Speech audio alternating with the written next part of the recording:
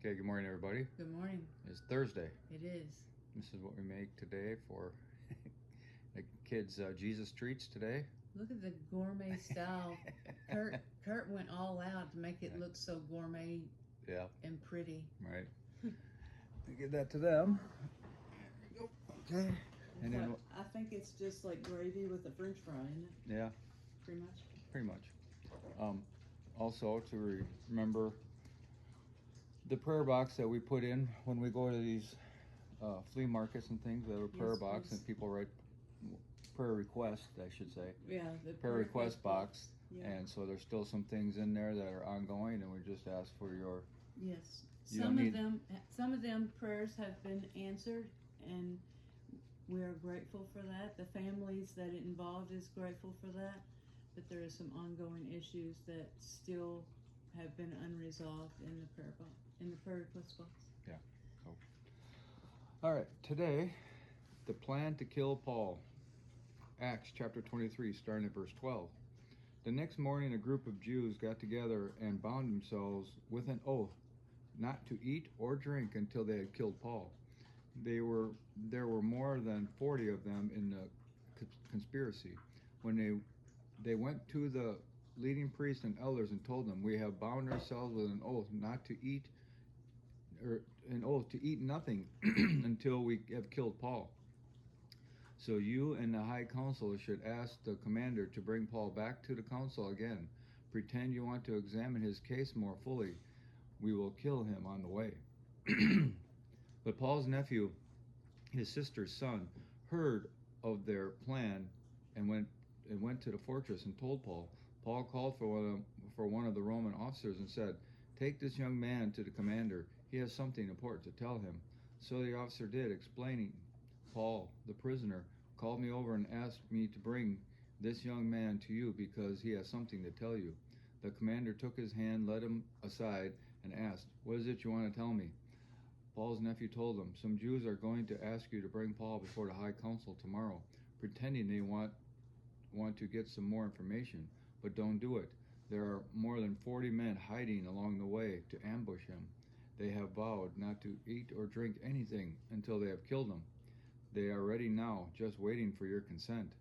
Don't let anyone know you told me this," the commander warned the young man. Now the commentary. When the Pharisee-Sadducee controversy died down, the religious leaders refocused their attention on Paul. To these leaders, politics and position had become more important than God. They were ready to plan another murder, just as they had done with Jesus. But as always, God was in control. This is the only biblical reference to a member of Paul's family. Some scholars believe that Paul's family had disavowed him when he became a Christian. Paul wrote of having suffered the loss of everything for Christ. Philippians chapter 3, verse 8.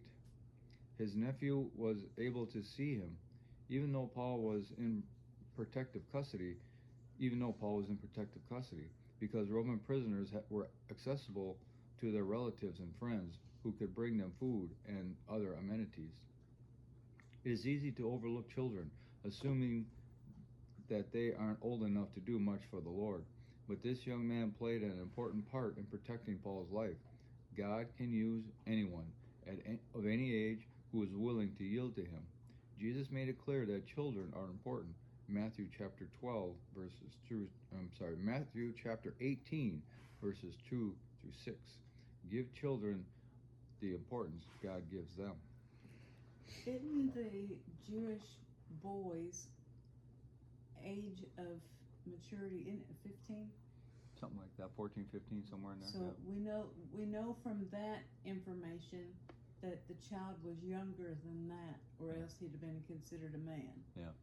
So it'd been younger than, I'm going to say 15. I think 15 is Bar when, mitzvah, I think, is when they switch. Yeah. Whatever that is. I thought it was like 14, 15, somewhere in there, but yeah. Yeah. So it'd been before early teens. Mm-hmm.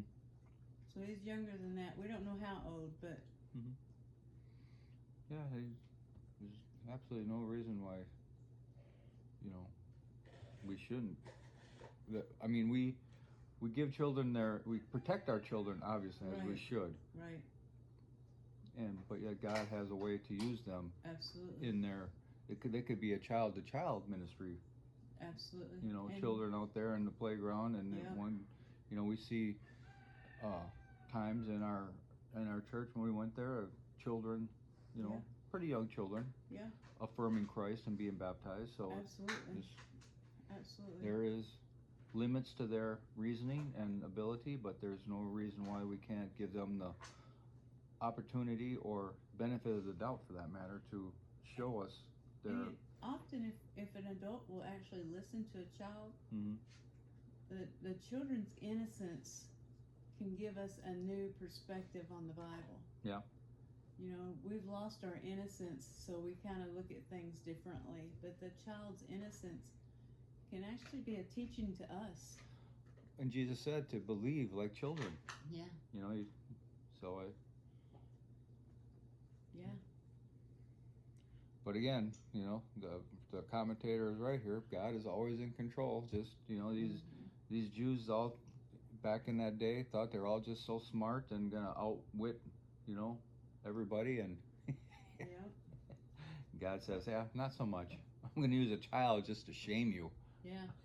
That's really what he was doing there. Kinda, yeah. Yeah. So he says, you know, he will frustrate the wisdom of the wise. Yeah. So that part at least doesn't go unnoticed by me, how he uses the simple things that we don't really care about that much, and uses it to, in a big way, and sometimes in a really big way, to make a difference. Right. Okay. And again, we ask that you would keep our prayer request box in your prayers to help along.